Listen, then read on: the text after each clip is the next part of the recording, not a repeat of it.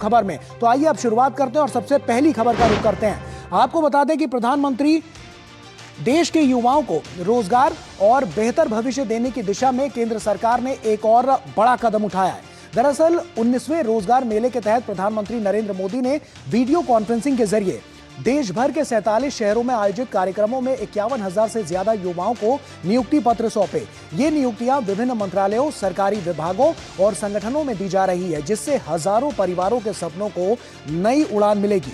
इसके साथ ही प्रधानमंत्री मोदी ने अपनी हालिया 5 देशों की यात्रा का भी जिक्र किया और बताया कि आज दुनिया भारत की आर्थिक ताकत, टेक्नोलॉजी प्रगति और युवा शक्ति से प्रभावित है।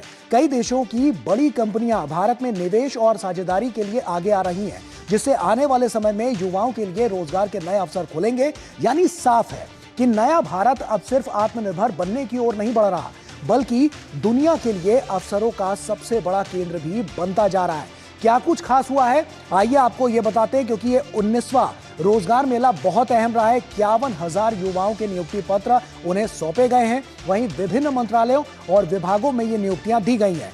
यूथ की अगर हम जब बात करते हैं तो युवाओं को प्रधानमंत्री का ये बड़ा तोहफा किस तरह से मिला है, आइए इस पर भी नजर डाल लेते हैं। आपको बताते हैं कि युवाओं को प्रधानमंत्री का ये जो बड़ा तोहफा मिला है, उसमें 51,000 से ज्यादा युवाओं को नियुक्ति पत्र जो है वो मिले हैं। सरकारी विभागों और संगठनों में नियुक्ति जो है वो अब साफ तौर पर होती हुई नजर आएगी और वीडियो कॉन्फ्रेंसिंग के जरिए ये जो नियुक्ति पत्र है वो बांटे गए हैं प्रधानमंत्री नरेंद्र मोदी के द्वारा।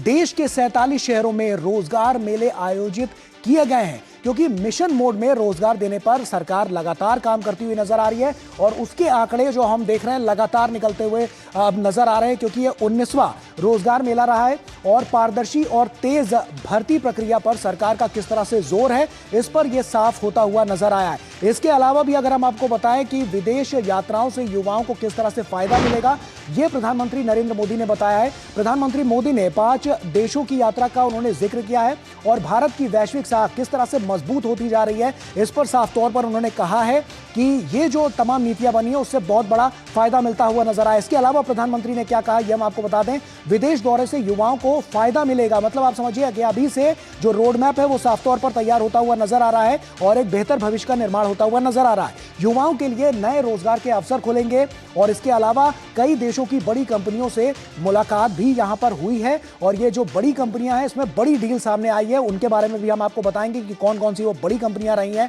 ASML उसमें सबसे बड़ा नाम है, जो कि वर्ल्ड लीडर है सेमीकंडक्टर के क्षेत्र में, और ये देखने को मिला है कि जब टाटा और ASML के बीच जब ये डील हुई तो ये काफी महत्वपूर्ण था। इसके अलावा टेक्नोलॉजी प्रगति से किस तरह से उत्साहित अब लोग नजर आएंगे, भारत के विकास में शामिल होना दुनिया किस तरह से चाहती है, क्योंकि भारत जो विकास की नई जो कहानी है वो लिखता हुआ नजर आया और ये सब कुछ इसलिए हो पाया है क्योंकि एक नीति बनी है जिससे बेहतर भविष्य का निर्माण होता हुआ नजर आ रहा है। तो आइए सुनते हैं प्रधानमंत्री मोदी के भाषण की मुख्य बातें क्या रही है।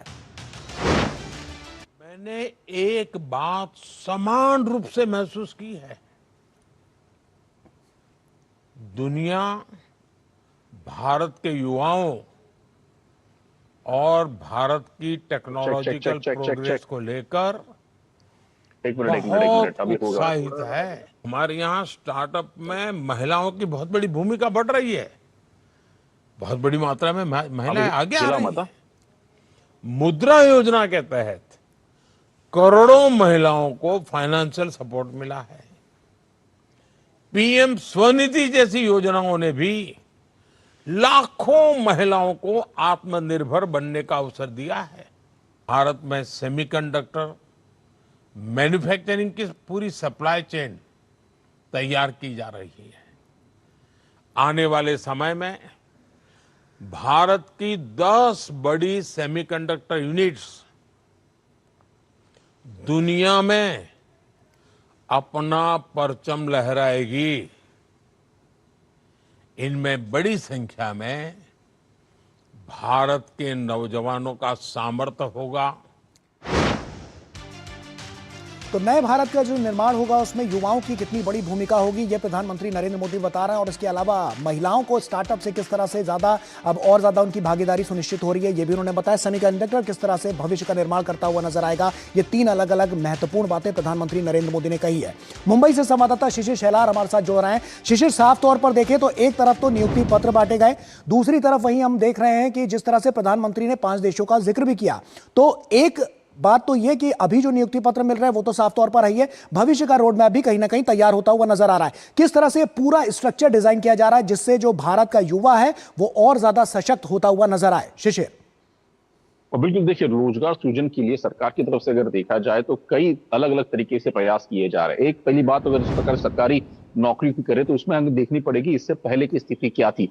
एग्जाम देने के बावजूद भी बच्चे जो है कई सालों तक नियुक्ति पत्र पाने के लिए वेट करते थे। और दूसरी बात यह भी थी कि कहीं ना कहीं पारदर्शिता नहीं थी। इस बिंदु को जो है आज प्रधानमंत्री ने जो उजागर किया, उन्होंने कहा कि अब इस वक्त अगर देखा जाए तो जिस प्रकार से प्रोसेस फॉलो की जा रही है खासतौर पर सरकारी नौकरियों के लिए, वो कहीं ना कहीं जवाबदेही। और इसीलिए कोई अगर मेहनत करने वाला अगर कोई विद्यार्थी हो तो उसको जल्द से जल्द जिस प्रकार से जॉब मिलनी चाहिए एक प्रोसेस के तहत उसको मिल जाती है। हालांकि सरकारी नौकरियों के बारे में, लेकिन खास तौर पर अगर प्राइवेट सेक्टर की अगर बात करें तो इस पर खासा ध्यान देते हुए प्रधानमंत्री ने आज कई सारे उदाहरण इसमें दे दिए हैं।